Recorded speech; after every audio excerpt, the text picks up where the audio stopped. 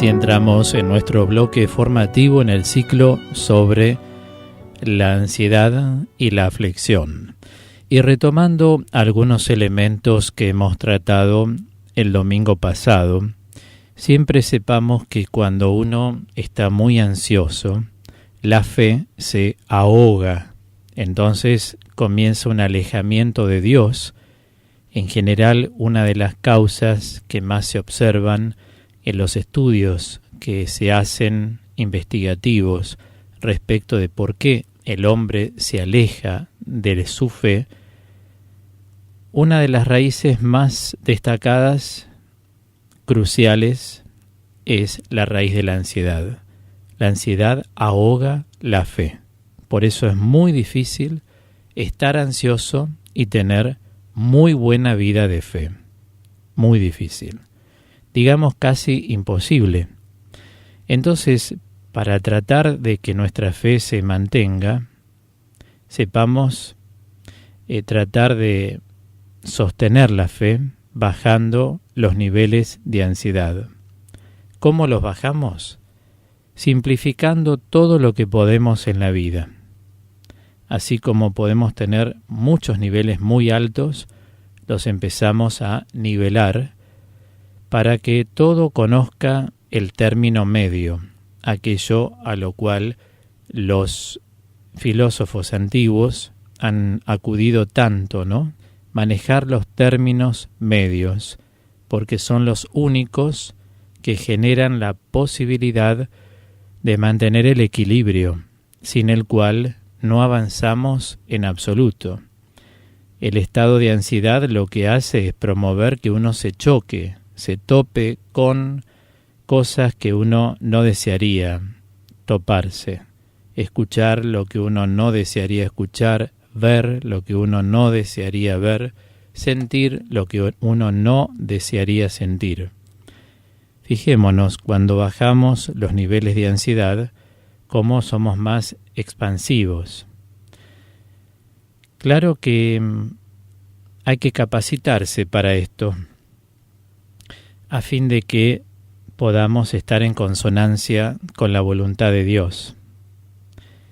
Expandir es un verbo no menos importante que otros y tal vez no lo tenemos incorporado en nuestras nociones como un verbo fundamental, ya que expandir es una expresión de nuestra madurez. De forma correcta, de forma razonable, de todos nuestros sentimientos. Incluso creo y recordarán que en alguna oportunidad he sostenido que está archidemostrado que reprimir nuestros sentimientos es autodestructivo y no podemos hacer caso omiso del mundo de nuestras emociones. Lo que no verbalizamos muchas veces se somatiza. Convengamos que la gente que es muy ansiosa somatiza muy a menudo todos los problemas derivados de la ansiedad en el organismo, porque la ansiedad es una energía que se traslada a órganos y los inculpa, porque es una energía constante que no conoce la cesación y por tanto afecta de tanto, digamos así, hacer fuerza en los órganos, termina por afectar. De ahí en más que la gente que aprende en la vida a simplificar todo lo que puede, cuando va avanzando en los años, notamos son personas más sanas, mental y espiritualmente.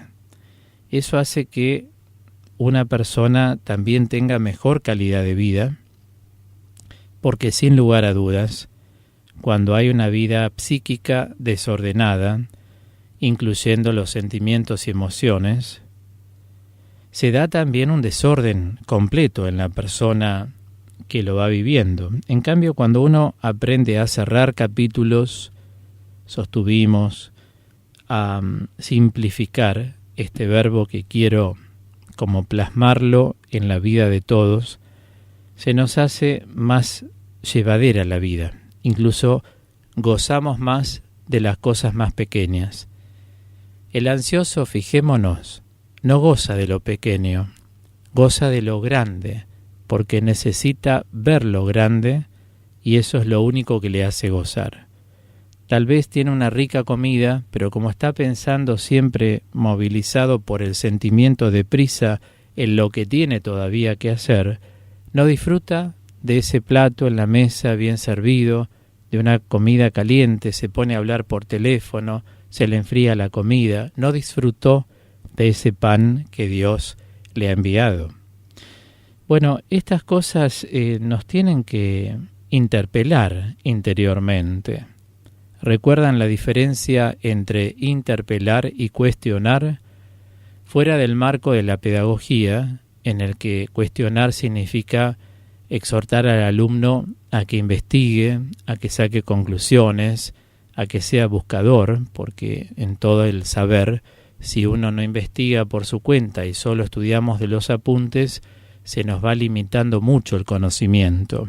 En cambio, ser autodidacta, acudir a los libros, investigar por un lado, por otro, relacionarlos, ver las diferencias, todo eso ennoblece la inteligencia de una persona y le va a ir mucho mejor en la vida.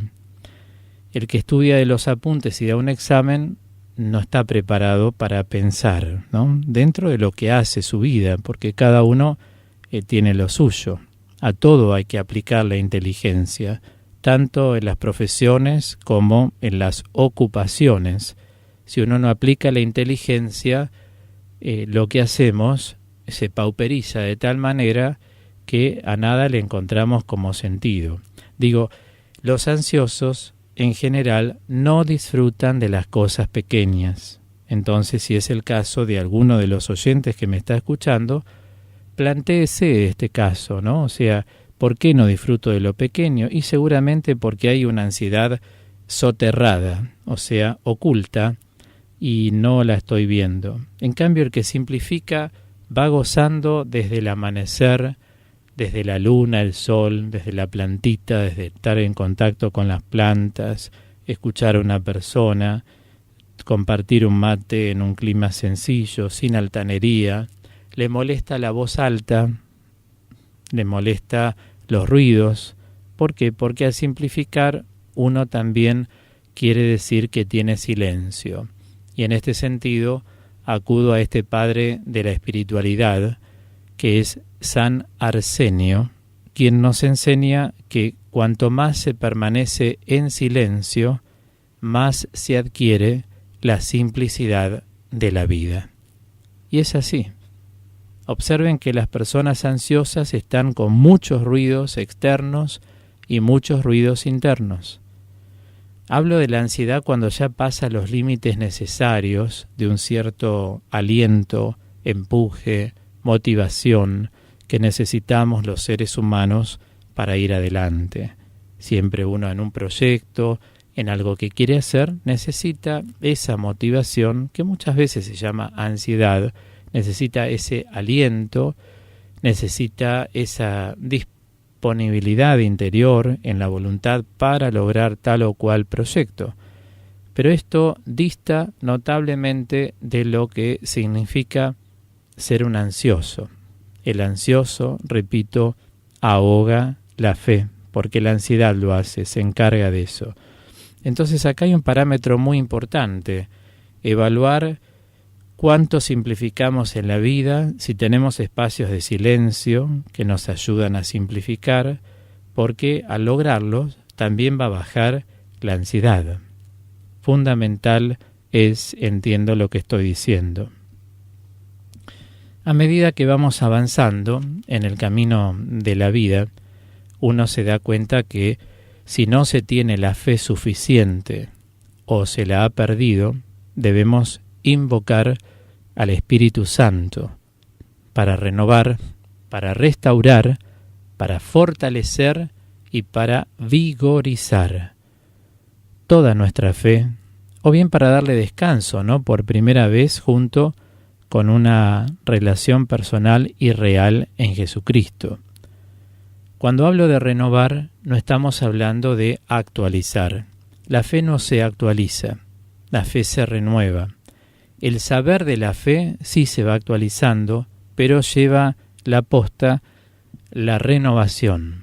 Renovar significa hacer nuevo, es ayornamiento, y es muy importante vivirlo esto. Por eso hay que pedírselo al Espíritu Santo que nos dé un carácter renovador en nuestra vida, para que nuestra mirada también sea renovadora.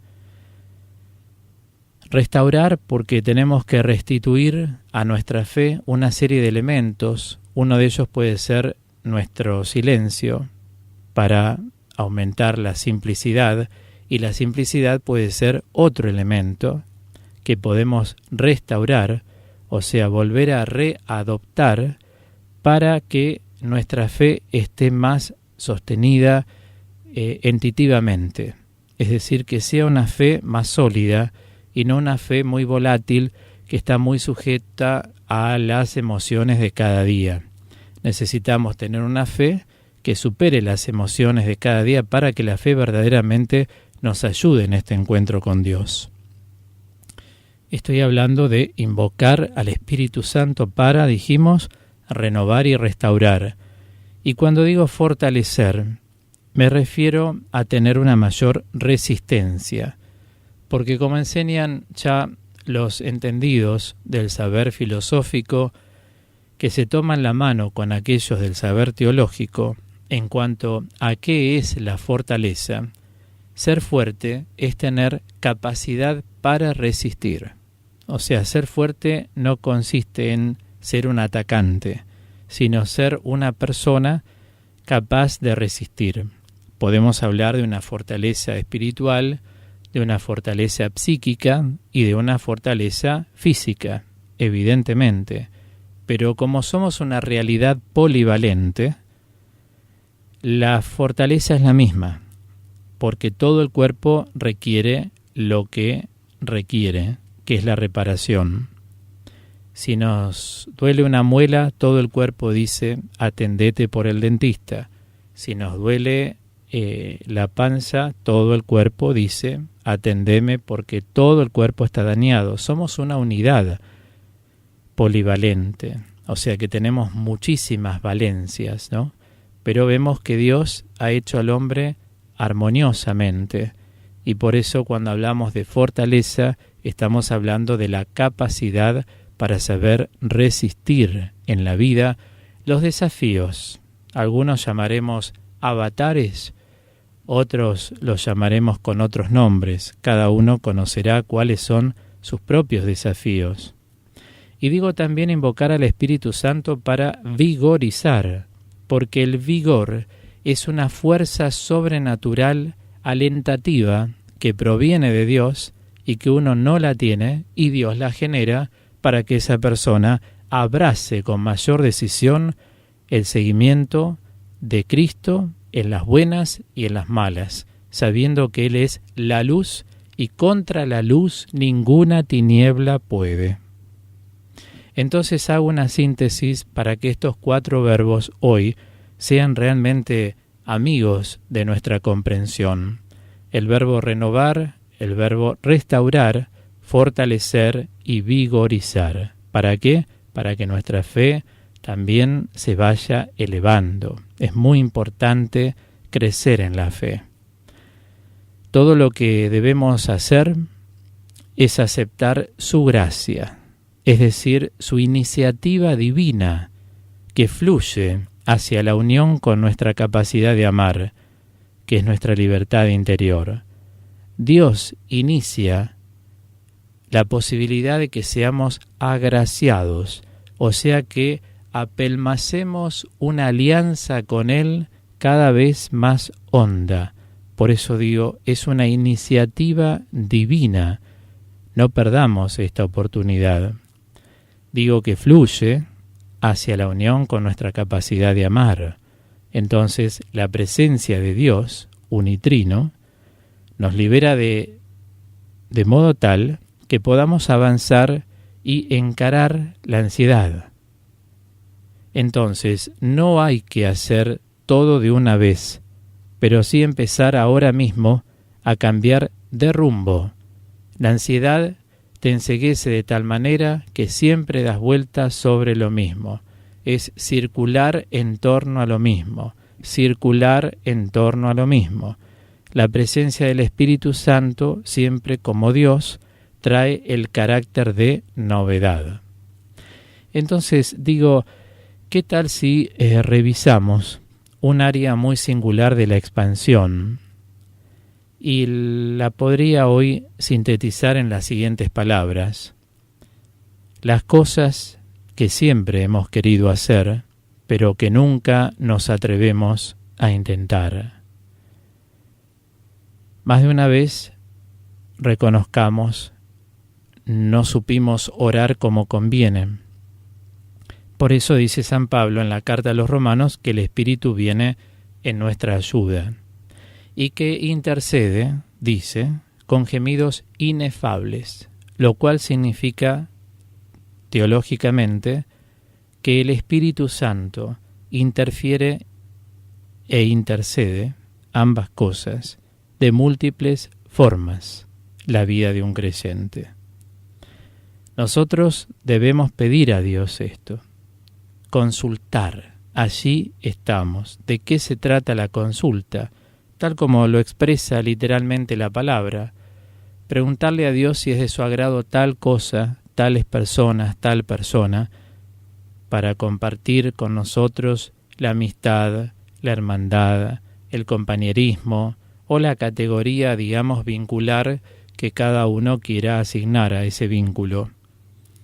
Y después dar un paso adelante, consultar a Dios si está dentro de su voluntad este proyecto o los proyectos que tenemos, propios o con otros, para darnos cuenta si verdaderamente Dios nos va contestando.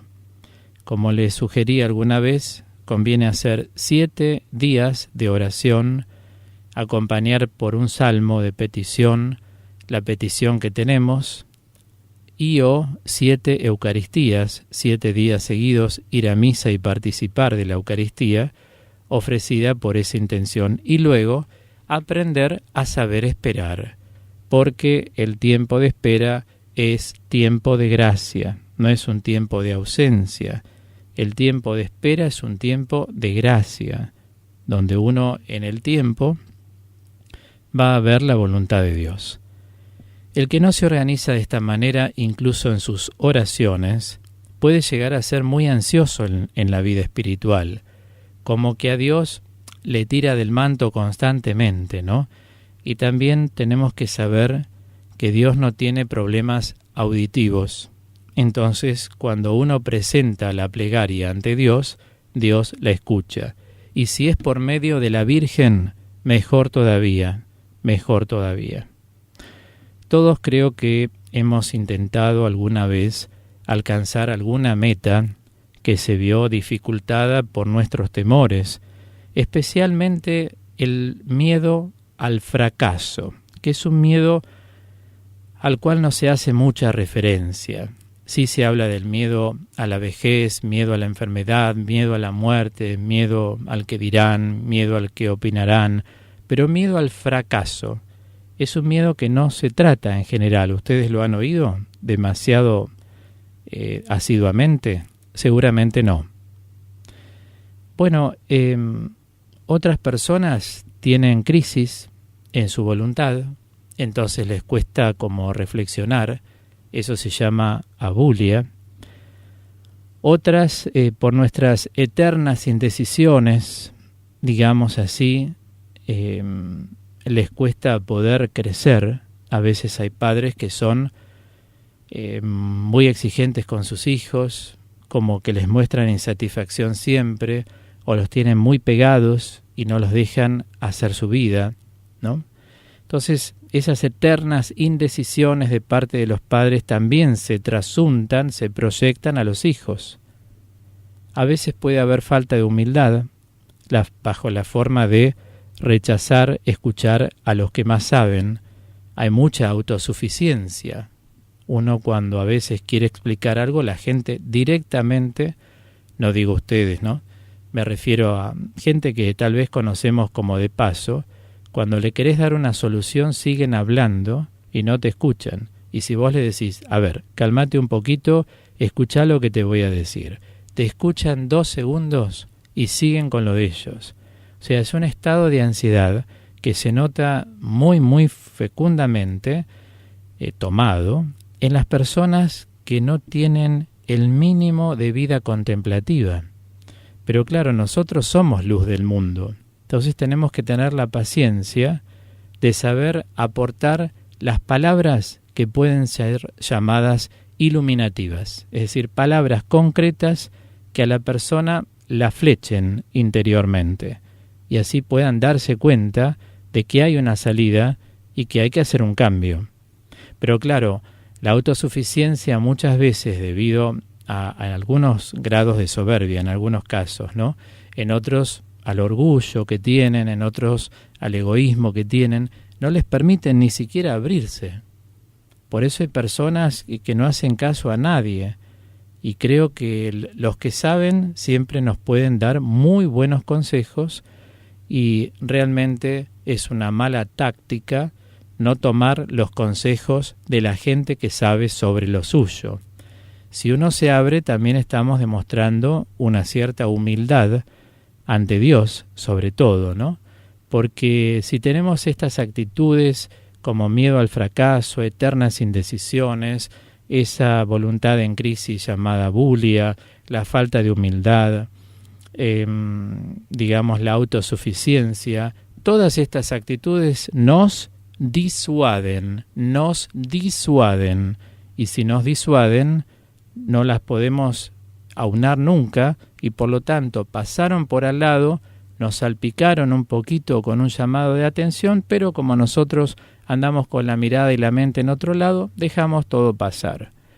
Bueno, ¿cuántas veces hemos dicho en las distintas ponencias, ¿no? En los distintos ciclos, encuentros, seminarios, retiros, cursos, charlas, conferencias, que nosotros somos cohacedores de nuestra vida? Y a veces la autosuficiencia o el desgano por escuchar a los otros que saben, vuelvo a aclarar, no escuchar a cualquiera, ¿no? Lo dejamos pasar, se nos fueron los días, se nos fueron los meses, se nos fueron los años, y uno mira para atrás y no hizo nada. ¿Cuánta gente a mí me ha dicho? Yo noto que en la vida no hice nada, que perdí el tiempo. Digo, por eso, porque no nos abrimos a escuchar a los que saben, teniendo la oportunidad, desde luego. Por cierto, si una persona no tiene quien les hable, bueno, se maneja por el sentido común, que es una herramienta muy importante que Dios ha dado. Pero ¿cuántas veces la sabiduría de Dios pasa por al lado nuestro y pasa por al lado, nunca entró? A lo sumo salpicó un poquito, pero nunca fue tomada, asida de nuestra parte para empezar a incorporarla y empezar a hacer los cambios necesarios que todas las personas indudablemente debemos hacer.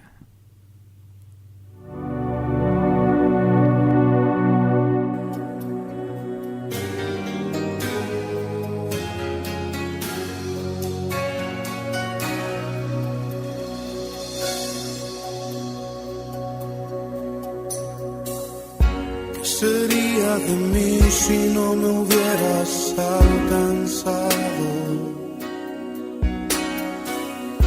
Estaría hoy si no me hubieras perdonado. Tendría un vacío en mi corazón, vagaría sin rumbo, sin dirección.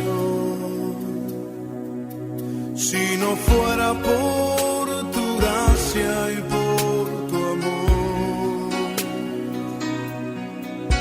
si no fuera por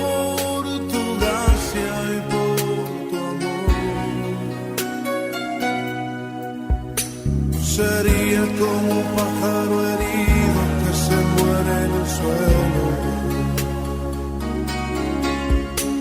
Sería como un ciervo que brama por agua en un desierto. Si no fuera por tu gracia y por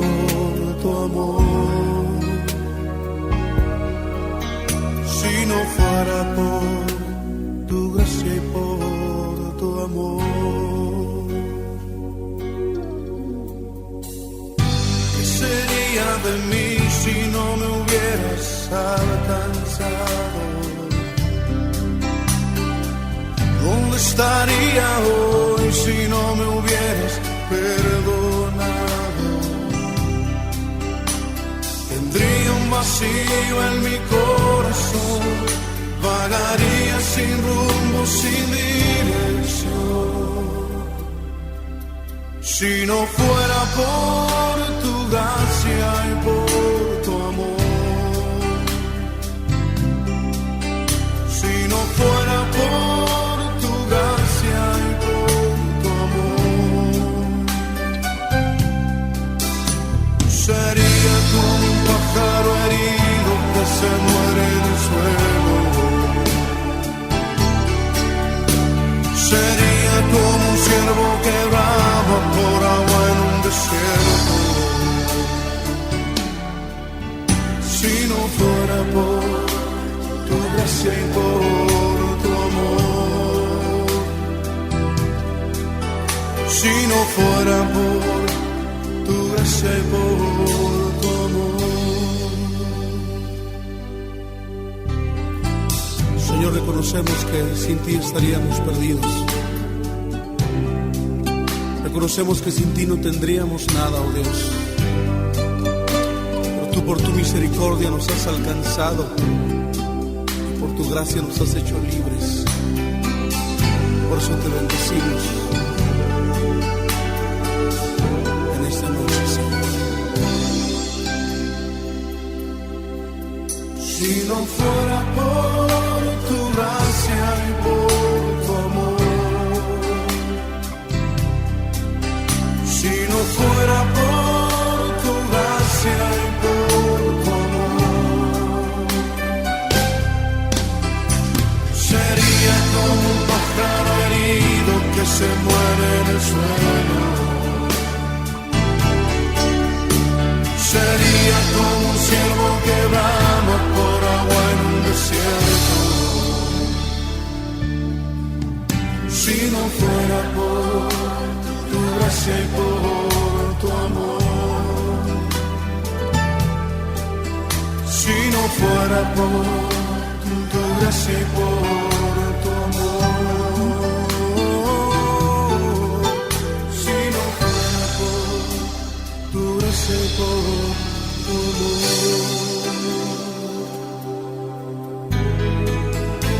Gracias, Señor, por tu gran amor y tu misericordia para con nosotros.